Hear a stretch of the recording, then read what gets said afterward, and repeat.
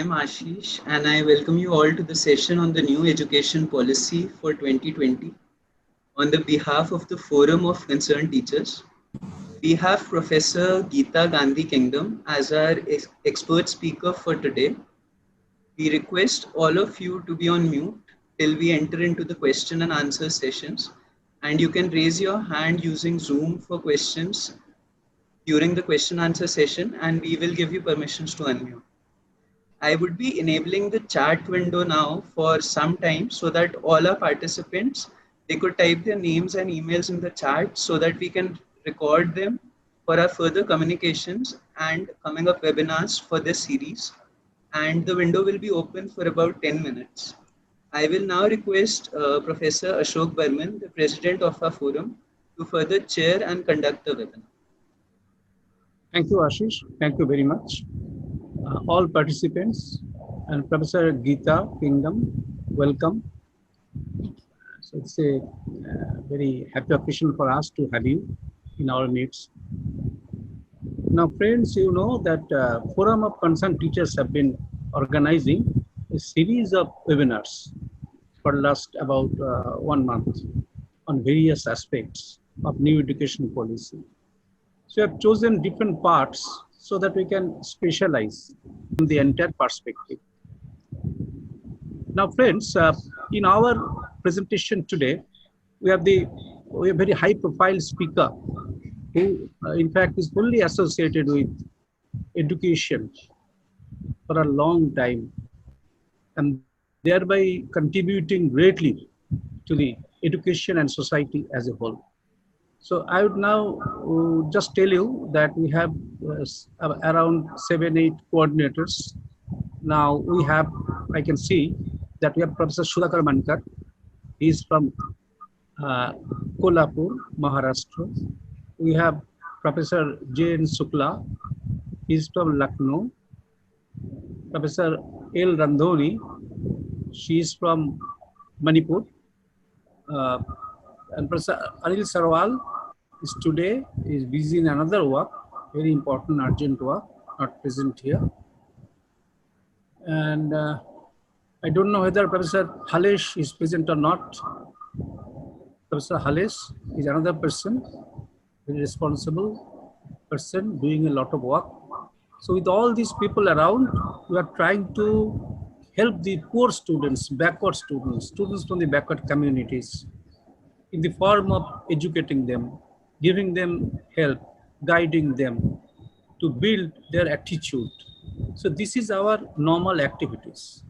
But now we have started this webinar in view of this new education policy. We understand that unless we rise to the occasion and discuss in details all the aspects of the new education policy, and finally to prepare a document with your recommendations put together. The team will put with all your recommendations put on the net like that. And about the last 2 webinars, we have already uploaded it on YouTube. First one, our expert was Professor Sudhanshu Bhushan, head NUPA Higher Education. And then next was Professor Agnihotri, Ramakant Agnihotri from Delhi University. First part of that lecture is on YouTube, and the second part will be uploaded very soon. So now I request Professor J.N. Sukla to introduce our very high-profile guest today, my speaker today. Thank you. Thank you, Professor Burman. Thank you, Professor Burman, President of this forum, for providing me this opportunity in this 3rd session of webinar on National Education Policy 2020 to introduce the guest speaker of today's session, the distinguished Professor Geeta Gandhi Kingdom. We are very happy to have in our midst Professor Geeta Gandhi Kingdom, a highly acclaimed academician. Professor Kingdom has a distinguished academic career, and she was a student of St. Agnes Loreto Day School in Lucknow for ICSC course. Her next levels of education were in England. She joined South Hampstead Girls Public School for her A level, then obtained BSc degree and honors in economics from the London School of Economics, an MSc in Development Economics from St. Antony's College, University of Oxford. Professor Kingdom obtained her DPhil from University of Oxford in 1994. Professor Kingdon is professor and chair of Education, Economics and International Development at the Institute of Education, University College London. She is also the president of UNESCO Prize for Peace Education awardee, City Montessori School, Lucknow. The school is in the Guinness Book of Records.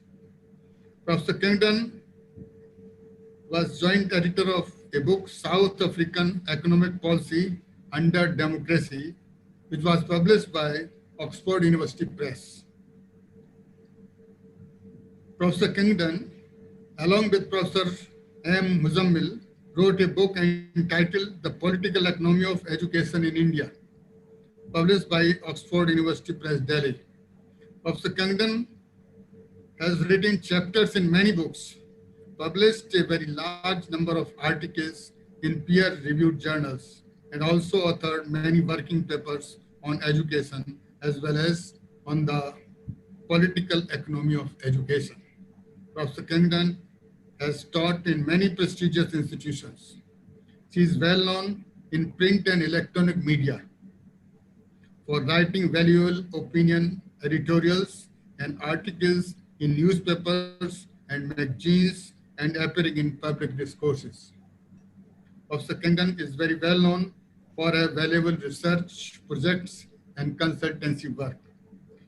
She has also been an advisor to the MHRD on its Sarv Shiksha Abhiyan and was recently peer reviewer of the Niti Aayog's School Education Quality Index, SEQI, which ranks the Indian states on their educational achievements. So now I request and hand over the mic to Professor Gandhi. Thank you. Thank you very much for that very generous introduction and for covering so much ground about my background. I'm very happy to be at this forum. This is a very interesting forum.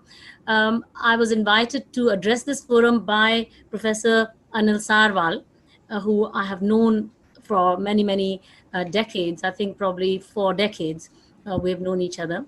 And so it's a great honor for me to be at this forum of concerned teachers. Friends, my own background, as you just heard, is from I'm an economist by training, and the title of my chair is Chair of Education Economics and International Development. I'm primarily an econometrician, actually, but when I did my DPhil, which is what a PhD is called at the University of Oxford, it's called a DPhil. When I was doing my DPhil in the early 1990s, and I completed it in 1994, my thesis was, on Indian education. So it was on the economics of Indian education. And I realized that there was so much here in the education sector that I didn't understand. It didn't seem to be based on, educational policy, for instance, didn't seem to have that much of a clear-cut connection with sort of some economic efficiency principles or equity principles either. So I was very intrigued and I wanted to understand what it was that made education policy in India what it was. What were the factors that impinged on the making of education policy? And that's when I came across a kindred spirit in Professor Mohammad Muzammil, which I think Dr. J.N. Shukla will know him because he's himself from Lucknow. Professor Muzammil was then the professor of economics at Lucknow University. Subsequently, he has been Vice Chancellor of Rohilkhand University in Bareilly, and then he's also been Vice Chancellor of Agra University, recently retired now. At any rate, so with him, I delved into the issue of some aspects of the political economy of education in Uttar Pradesh. In India, but taking Uttar Pradesh as an illustrative case. And so I got into an area that was not really my area of expertise, really, political economy analysis. But at any rate, because I was so curious about it, an econometrician went into looking into political economy aspects. And that's how we brought out the book, The Political Economy of Education in India. And it was based on teacher politics in Uttar Pradesh. So that's a little bit more about my background. Today's topic, of course, is the new education policy. 34 years ago, in 1986, the National Education Policy was drafted, and it was amended again a little bit in 1992. But the truth is that that policy document remained rather like many of our academic papers do, gathering dust on university library shelves. It wasn't really properly implemented. It was a statement of intent rather than an implemented document. There was not a lot of mobilization of public opinion around it or a great deal of public discourse about it. This time, the national education policy making process has been very different. When Smriti Irani was the HRD minister, she initiated the process under the TSR Subramaniam committee. They deliberated for 2 years, and they brought out a very extensive report of recommendations.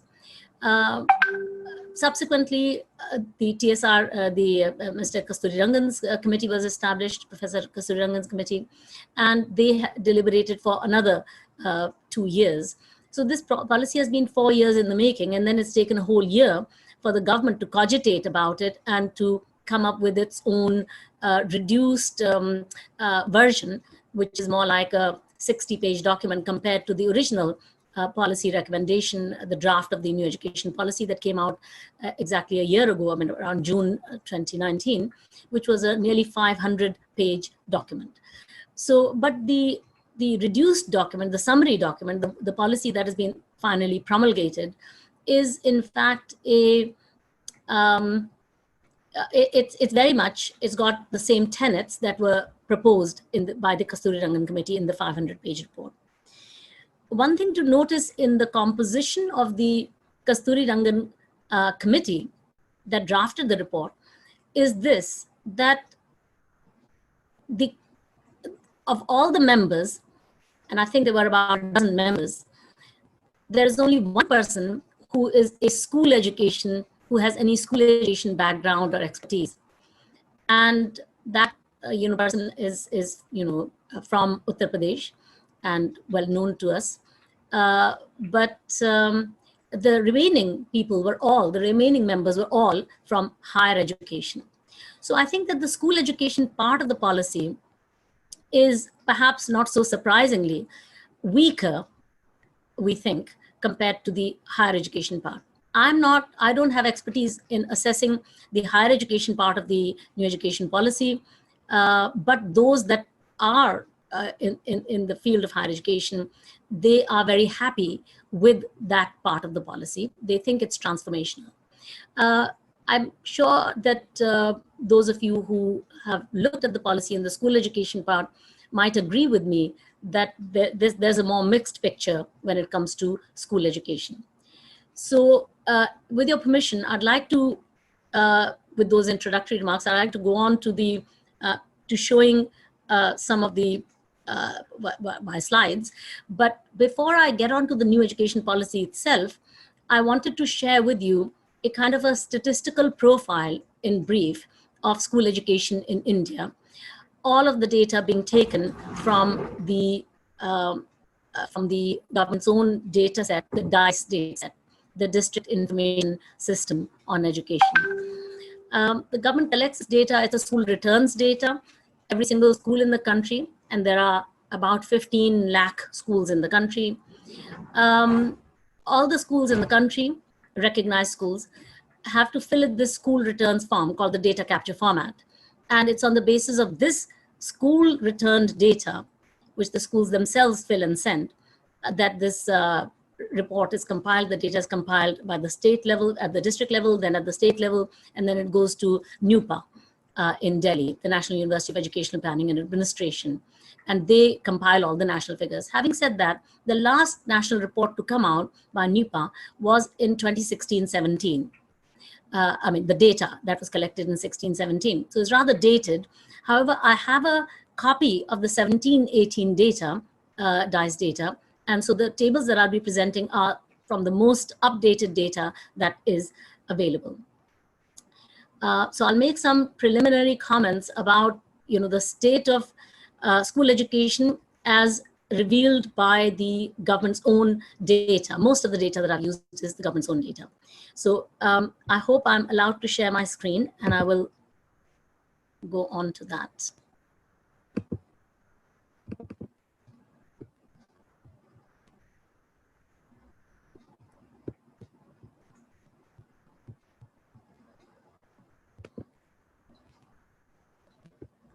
Okay, I'm just trying to get it to show the presentation.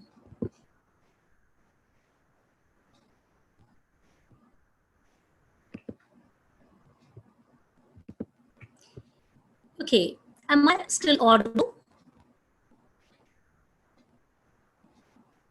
Dr. Geeta, you're very audible.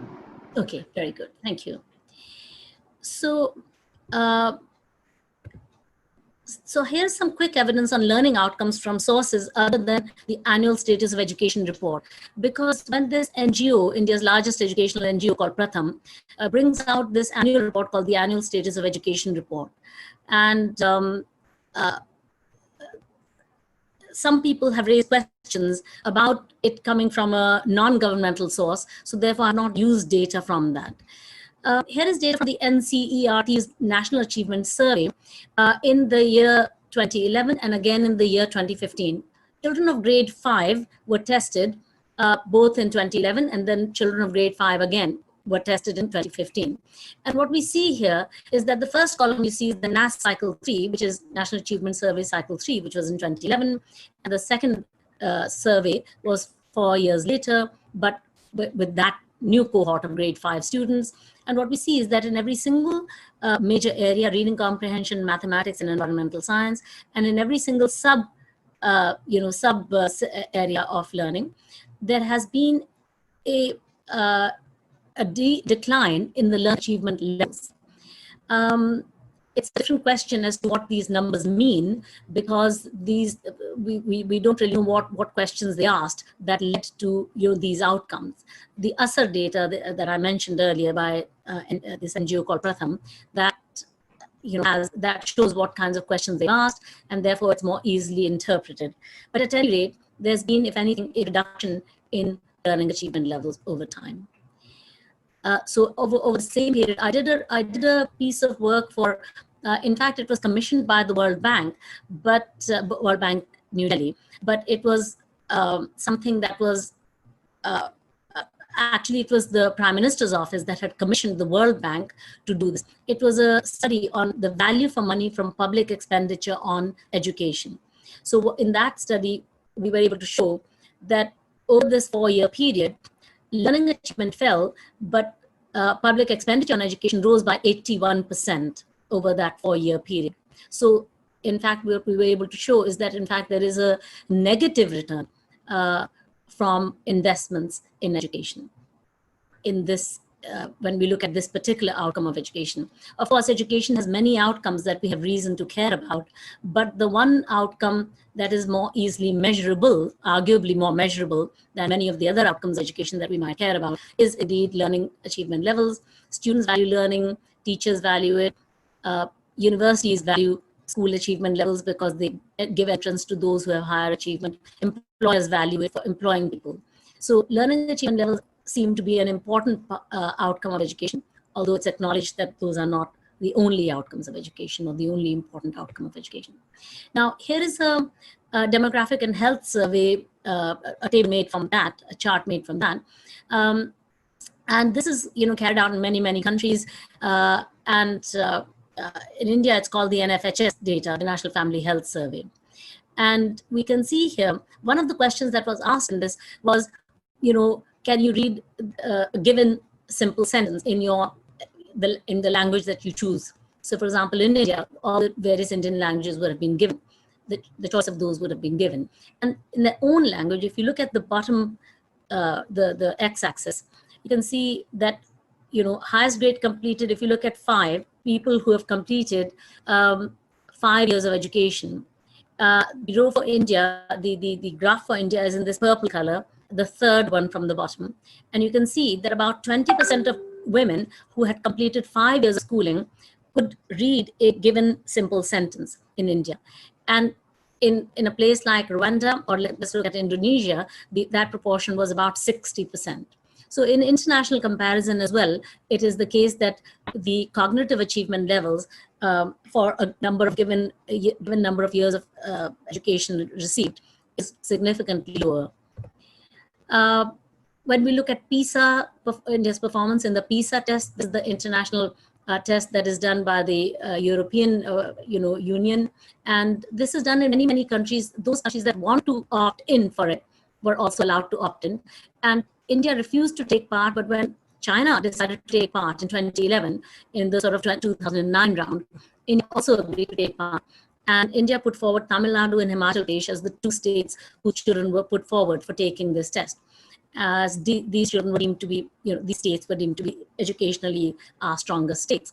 And we see that the performance of the children from these 2 states was very low in comparison with 2 other examples that are given here.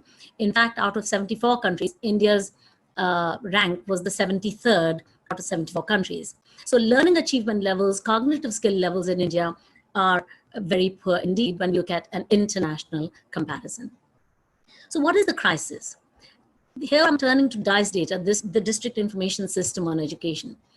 And here I'm showing the change in the number of public and private elementary schools between the year 2010 and 2017. So over this 7-year period, we see that, so the first column shows the number of public schools, then of government schools in 2010-11. The second column shows the number of government schools in 2017-18. And then the third column shows the change. If we just look at the last row, which is the all India average, which I hope you can see, it shows that the total number of government elementary schools, and elementary schools means grade 1 to grade 8. We can see that there were 10,35,602 government elementary schools 2010-11, and that by 2017-18, 7 years later, it was the same number, 10,05,338. Virtually the same number. The total stock of government schools did not change over time. However, if you look at the number of private schools, the number increased very rapidly from 219,000 to 342,000, an increase in the number of private schools by 122,000. And these are the recognized private unaided schools we're talking about. We're not talking about the aided schools. These are the private unaided schools. What about enrollment in these schools? The number of schools may have increased, but what about the enrollment? And what we see here, sorry that these circles have sort of gone awry, but in government schools, there were 12 crore 62 lakh children in 2010-11. By 2017-18, that had fallen to 10 lakh 23,000, a reduction of about 2.4 crore children in the government schools. And in the private schools, there was a big increase from 4 crore 43 lakh to 6 crore 54 lakh. And an increase, therefore, of 2 crore 11 lakh children. So there was this great move, it seems, away from public schools and into private schools. So there is another way in which I can illustrate the hollowing out of government schools, and it is through this table. Here I'm showing the enrollments, the pupil-teacher ratio, and the per-pupil expenditure by school size. This is for what I'm calling India, but in fact, it's the 21 largest states of India, which taken together constitute 97% of the population of the country. So for all practical purposes, this can be taken as showing the state for India. And I'd like you to focus, if you will, on this row, which shows 2017-18. And oops, I'll just go back to this. So here, the row that is showing 2017-18 enrollment, 100 or less, This is all government schools that have a total enrollment of 100 or fewer children in them. How many such schools were there in the year 2017-18 in the country? The answer is that out of the 10,35,000 government schools, 7,244 government schools were small enough that they had 100 or fewer children in them. But that, of course, 100 or fewer. What is the, so that is 67.6% of all government schools had 100 or fewer children in them. But what is the average number of children enrolled in them? And that is highlighted in the circled number, which under the column mean pupil-teacher ratio, mean pupils per school. If you see that column, you can see that it shows that the mean number of pupils per government school in this row is 45.3 children. So 7 lakh government elementary schools, in 7 lakh government elementary schools, average enrollment of children is 45 children per school. 2/3 of the government schools in the country have an average enrollment of 45 children per school. Now, this is school returns data. That means the schools have themselves filled this data capture format.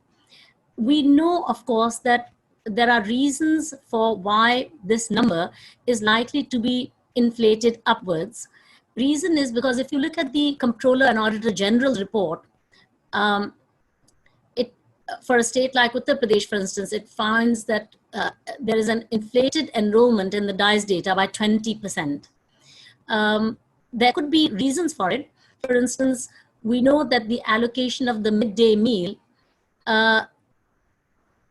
the allocation of grains for the midday meal is based on the reported enrollment numbers, because the amount of grain given to a school is a multiple of the amount of grain per child that is allocated by the government of India under the midday meal scheme.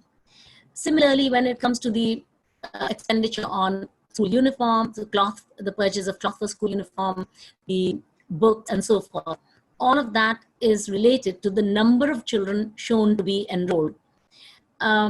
So the Midday Meal Authority of India has carried out its own surveys as well and found there is an exaggeration in the enrollment numbers when the schools give the enrollment numbers. But at any rate, if we were to take those numbers at face value, we see that the number of children enrolled on an average in these 7 lakh government schools is 45 children per school on an average. And if we were to adjust for the CAG number, the Comptroller and Auditor General's number, then it comes to 37 children in the school.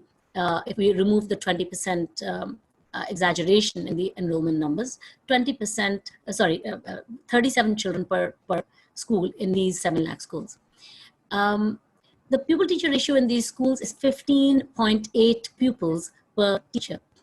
The teacher salary expenditure in 2017-18 in these schools is an estimated 1,24,000 crore. And the per pupil expenditure on salaries alone in these schools is of the order of 39,312 rupees. Now, I wanted to know what is, whether this 39,300 rupee number was high, whether it was low. So I benchmarked it. I benchmarked the rupees 39,312 in 2017. It equals 34% of India's per capita GDP a year, and it constitutes 102% of the per capita GDP of Bihar. And it is 7 times the median per pupil expenditure of private schools, the fee levels of private schools. How do I have data on fee levels of private schools? Well, the National Sample Survey, the NSS, has, in some of its rounds, it collects data. So 2014-15, it collected data, I think, I can't remember if it was 76th round or what, collected data on schooling. And it identifies a lot of parameters, including the type of school attended and so on and so forth, how much is spent on expenditure, how much is spent, what type of school a person attends, and so on and so forth. So from that, there are separate tables that I got, which are published in a paper that is forthcoming in the Journal of Development Studies. It'll come out in, I think, October or November this year. So those tables are in that paper. It's already available as a working paper, which is downloadable. It's publicly downloadable. So those tables can be seen there. But the median per pupil expenditure, this amount of 39,000 rupees per child in the year 2017-18 is 7 times the median per pupil expenditure of private schools. Total teacher salary expenditure rose by 11.3% per annum between every year, that is, between 2010 and 2017. And per pupil teacher salary expenditure rose by 14.7% per annum between those 7 years. This is a furious rate of annual growth, as those of us who are economists, and even because if you compare with, for example, the rate of inflation in India is of the order, typically, of about 3 to 4%. It could be less, it could be more, but by and large, that is the average. So in comparison with that, these are massive sort of growth numbers, salary growth numbers. So I think the attendance rate of children is also low. If we were to adjust the enrollment numbers by actual attendance numbers, the Ministry of Human Resource Development sponsored a survey through EDSIL, Educational Consultants Limited, in 2007, and unfortunately they've never repeated that. So this is very old data, dated data, but it is very unlikely that the enrollment numbers will have improved a great deal. Other surveys show an enrollment of in the low 70s%, like 73%. So roughly of the same order of magnitude as this EDSIL survey. And we were to adjust the 45 children per each one of these schools, we'd find that only 31 pupils are present in school on a given day in these 7 lakh government schools, which is an attendance per class of about 4 to 6 children per class. Because in an elementary school, it could be primary school, which means there are only grades 1 to 5, in which case you're dividing 31 by 5 grades, which is 6 children per class, or it could be an elementary school from class 1 to 8, in which case you're dividing 31 by 4, by 8, and that comes to just over 4 children per class. And this is from the EDSIL surveys thing, just showing the attendance rates. And so already low mean school size over time has fallen further.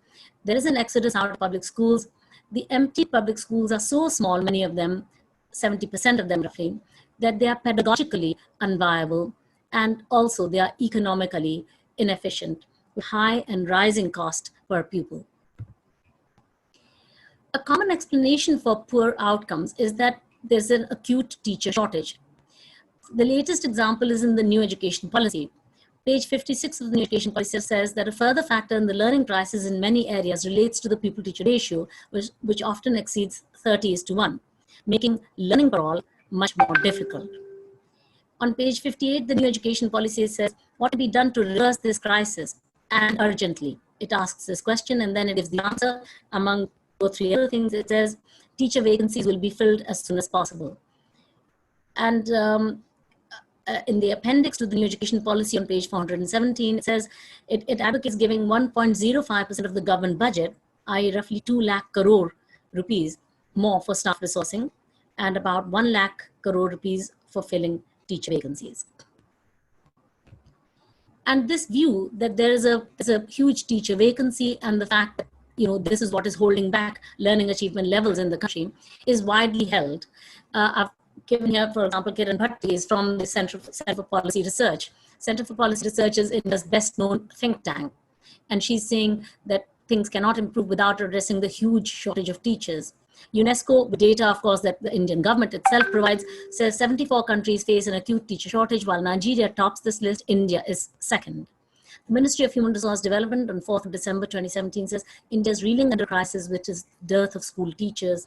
And Times of India reported we have shortage of teachers across the states over the years, and the number of vacancies has increased. So it's a very wide view. Krishna Kumar, former director of NCERT, also has written much about this view. But the data tell us otherwise, even when we look at the aggregate level. So this is, again, going back to DICE data, government's own data and school returns data. If you look at the last column, it shows the pupil-teacher ratio in each of the states, starting with the hilly states where it is Himachal, Jammu, Uttaranchal, 7.9 pupils per teacher, 9.5 pupils. This is only in the government schools. This is the government elementary schools. 11.3 children, and so on and so forth. And if you go down right to the end, overall Indian average is 22.8 children per teacher. And it's only 2 states, Jharkhand and Bihar, that have more than 30 children per teacher. And so that's something that, and of course we know that this is self-reported enrollment by the school. So pupil numbers are inflated here. If we were to adjust for the enrollment inflation and attendance, we can see that the effective pupil-teacher ratio based on children who are present and attending is, the national average is 15.6 children per teacher. So with this background, I mean, one can say so much more, and my paper that is forming in the Journal Development Studies, has a lot more stats in it. But for now, I think I wanted to move on to, with this lens. Now, of course, one can look at the new education policy from a variety of different lenses. One could come to it from a political economy point of view. One could come to it from, a whole range of angles. But I'm coming to it through the lens of the statistics that I've just presented, which is some evidence on the education system. Now, this new roadmap to overhaul the education system is very well thought out over 4 years of thought by a lot of very eminent people, and they have taken evidence from a lot of people. I myself gave evidence before both the TSR Subramaniam Committee and also before the Kasturirangan Committee. This promises transformational change to higher education, but I think the story is more mixed in school education. But it has a lot of really positive things. For example, the early childhood education and care of children in the 6-year age group has been made an integral part of school education. Whereas up to now, it had a very, very much a poor second cousin kind of a status, in the sense that it was, to be done through Anganwadis. And there was not really government focus on, this preschool age.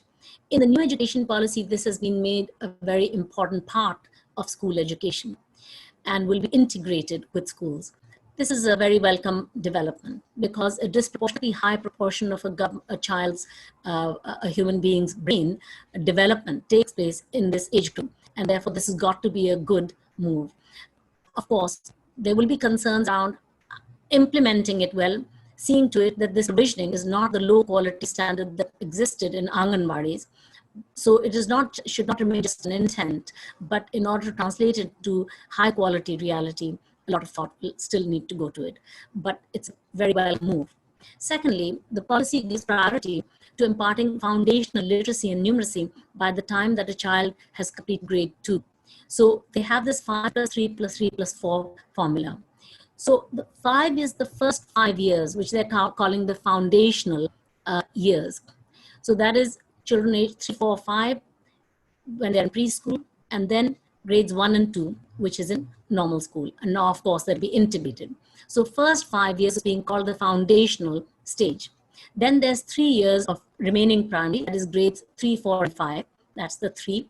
Then there's the next 3, which is junior education or middle level education, which is grades 6, 7, and 8. And lastly, the 4, which is grades 9, 10, 11, and 12. So that's why there's this 5 + 3 + 3 + 4 formula. This is again an extremely important shift of focus. Up to now, India is chasing enrollment numbers. We now got sufficient enrollment. We've got nearly universal enrollment. And what everybody has been talking about for the last maybe 15 years is that we really need to focus on quality and cognitive skills development. So the focus on imparting foundational literacy is very much in keeping with public sentiment and the perceived need. Thirdly, and to my mind, very importantly, the policy proposes to end hard separation of secondary school curriculum into science, arts, and commerce. And this is going to encourage broader based learning. Students don't have to be in these silos, either be a science side student or an art side student or commerce side student. They can mix and subjects from the different disciplines. Fourthly, the new education policy proposes to integrate vocational education into the regular school curriculum. And this provides a stigma-free way to impart basic skills to all, including those children who will eventually opt for the academic stream. Even they would end up getting some kind of vocational education. And this will help the skilling of the workforce, because industry is crying out for more skills in the workforce. So I think that this is a very smart move in the new education policy. The fifth one, which I think is really, really important, and I mean, if I had to pick one thing that I think is a fantastic provision in the new education policy, is this fifth one, which is the separation of powers of government. At present, the government is operator of schools. It is also the regulator of schools, and it is also the assessor of learning in schools. The school inspection service is under it, and learning achievement measurement is also under it. And therefore, it leads to deep conflicts of interest. And here I want to cite the example of a very recent study that has just been completed in May 2020 by Dr. Abhijit Singh. Abhijit I knew from Oxford because he was a MSc in development economics student that was sent to me at that time because he was from India. He wanted to do his thesis on India. And so his supervisor, Dr. Francis Steele, sent Abhijit along to me that, look, go to Professor Kingdom. She's from India and she works on India. She has a lot of understanding about the data, and you might get some ideas of what data to use for your proposed thesis. At any rate, Abhijit today is at the Stockholm School of Economics. He's an assistant professor there. He has written a paper recently under the RISE research program on Madhya Pradesh. Madhya Pradesh government carries out learning assessment of children in all its schools. So crores of children are taking this test.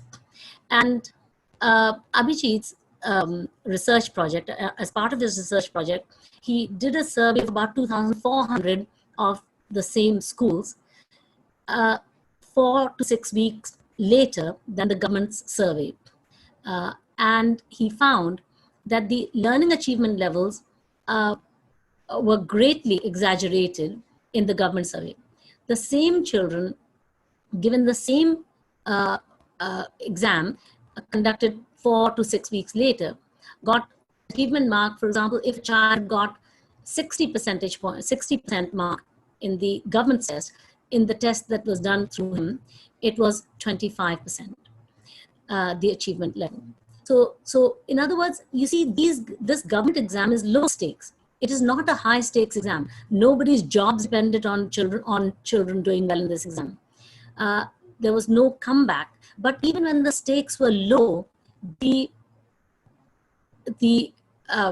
was a imperative for the state functionaries, for the educational establishment, to show that children were learning well. And those learning levels are not compatible with how our children are performing at international level. Those high reported learning levels are incompatible with those other statistics and with what industry is also telling us, what ASR data is telling us, and other non-governmental sources of data are telling us. So I think it's really important that if the entity, the government that is operating schools, if it is also the entity that assesses the schools, there can be this conflict of interest, that they feel that they have to show the schools in a good light, even if it is the case that schools are not doing well, that they have to show that the schools are doing okay. So this is a really important thing, I think, that the policy has done, to separate the powers. So it is proposed to set up a state school regulatory authority and an independent assessing body. So these are two developments. Of course, there is some concern about creating yet more regulatory agency, yet another regulatory agency. Some people are not in favor of this, but I think it was necessary to separate out these powers. However, my critique of the new education policy is that it does not address what I believe to be the heart of the problem. We see the malaise. We see that even poor children, and I've not been able to show you the tables which show what the fee levels are in private schools. The fee levels in private schools, in the vast majority of private schools, when we think of private schools, we have in mind those elite schools that have a fee of more than 1,000 rupees a month. right? But that is a very small minority of all the schools. The vast majority of private schools, according to NSS data, are private schools that are budget private schools, that are low fee private schools, that have, there is nobody who has told me a definition of what is a low fee school. But, if one was to arbitrarily say, what is the percentage of children who are studying in schools that charge less than 1,000 rupees a month? And if we were to call that, low fee schools, the answer to the question is that about 75% of children are studying in the low fee schools. And so even very poor people are feeling the need to leave the government sector, the free provider, to go to the private schools. And that is a tragedy. It's a tragedy because that the children are having to pay for their own education because the government provisioning of education is perceived to be, whether it is or not, I'm not the judge, but it is perceived by these even poor parents to be not good enough. And therefore, they are making even sacrifices of consumption to abandon the free option and go and pay for some kind of an education that they think could be better. Now, there is a view that might say that, look, all these crores of parents are deluded, they're hoodwinked, they are deceived by private schools. There isn't really anything better going on there. And we know better. All those crores of people don't really know better. And it is just the false English medium credentials of even these low fee private schools, these teaching shops, as one can call them in a derogatory fashion. But the point is that this is the choice of the parent. We can't run away from the reality that even very poor parents are feeling that they need to, that they want to leave the government sector despite the inducements of free midday meal, free textbooks, free uniforms, and of course, zero fee. So at any rate, on average, private school teachers, though less qualified, seem to be delivering better outcomes because they make more effective use of whatever qualifications they do have. A high proportion of the private school teachers are less qualified than government school teachers. Secondly, they are also they don't have B.Ed qualifications. They do not have teacher training qualifications. And yet, when you look at, government does not do a survey of government and private school children. There are only non-governmental agencies that do that, like the ASAR survey. And when you look at that in a state like Uttar Pradesh, for example, 12% of government school children of grade 5 could do a 3-digit by 1-digit division sum. And this survey, 39% of private school children could do it. It's a totally rural survey. So this is what the data is showing. It's a very uncomfortable fact. And most people would be very discomforted by this fact that these very low fee private schools, rural private schools, are providing a learning outcome, which though not ideal, but not really the desirable, even 39% of children of grade 5 being able to do a grade 3 level competency is a very low bar to set. And the fact that only 39% of children in private schools can do it, we cannot by any stretch of the imagination say that therefore private schools are doing well. They are not. However, parents are perceiving that they are doing better and they are going there. And ASAR data is showing that they are doing 3 times as well. But of course, we have to remember that, relatively better off children go to private schools compared to government schools, even in rural areas. So some part of this difference between 12% of government schoolers and 39% of private schoolers, some part of this difference is necessarily going to be because those who are sending their children to private school come from more educated home backgrounds. They come from more well-off home backgrounds. And yet that difference in educational background of the household, the economic background of the household is not enough to explain away this vast difference between 12% and 39%. This is what a lot of studies show, that even when you control for home background characteristics, the big raw gender gap in private schools and public schools achievement levels falls quite a lot, but it does not disappear. There remains a smaller gap.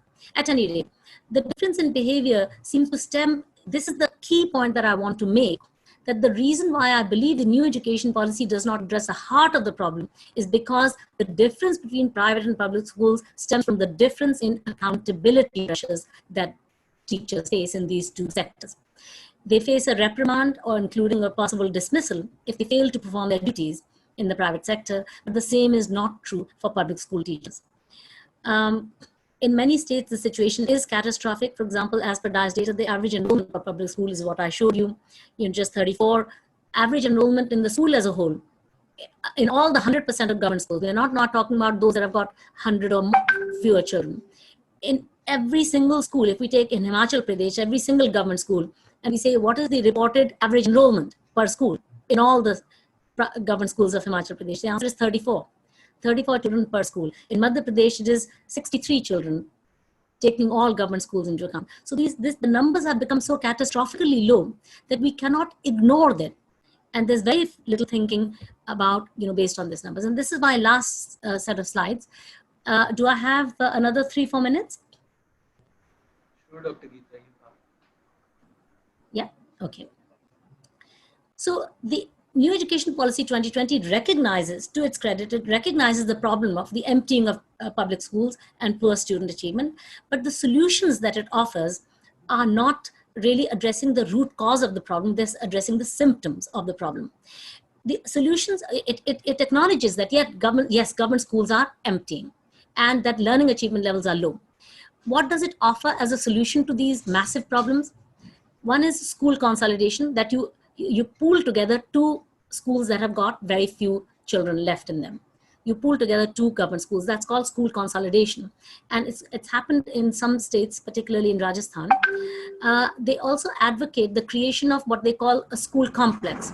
Around every government secondary school, they say in a 5 to 10 kilometer radius around every government secondary school, all the primary schools, elementary schools that fall around that 5 to 10 kilometer radius of government secondary school will be in this school complex where they can where they can share staff, and for example, teachers, which may be a little scarce in one school if they're sharing around. So my, problem with that would be that, look, at the moment, teachers don't even come, there's a high teacher absence rate even when they have to go to one school. If you say that you have to travel to 2 or 3 different schools in the school complex, it's not very clear how you'd be able to get that, to do that. And another solution that the New Education Policy offers is additional teacher training. But again, unless there is teacher accountability, even well-trained teachers will not be able to benefit the children if they're not present in school. So if it is a case that accountability of teachers in public schools is politically difficult to achieve because teachers have strong unions, it is time to confront this fact for what it is. If we choose to look the other way, then we only commit ourselves to condemning yet more generations of students to poor outcomes. It is something we have to confront rather than think of this as, oh, this is a very pro-private stance. This is a very right-wing agenda. This is ideologically motivated. We have to think about the reality on the ground and think what it is that the child is getting and where is the rub, where is the nub of the problem. If accountability is the problem, and if for 70 years or more post-independence, we have not been able to fix it, and we acknowledge that it is politically infeasible to do, what should be our reaction? The argument that it is the duty of the government to run schools is not a good enough argument when precisely those for whom it runs them don't want it and they're paying the price. Equally, the argument that we can fix the system this time around through better policy, it sounds hollow when we have failed to do it after promising it repeatedly over the last several decades. And even now we find ourselves unable to acknowledge, let alone address, the problem of teacher accountability. Nothing is said in the New Education Policy about how schools and teachers will be made accountable. So the question is, how many more generations of children must pay for this ideologically driven defense of public schools? Now, this point that I'm making to you, it might ruffle some feathers. I'm sure it will. And I'm very glad if there is a discussion around this topic. But it's good if it's a evidence-based discussion. I have tried to present my critique of the New Education Policy, and a recounting of what its strengths are as well. But I've tried to do it based on evidence of what we see in the data. And I'd welcome more discussion about it. Thank you.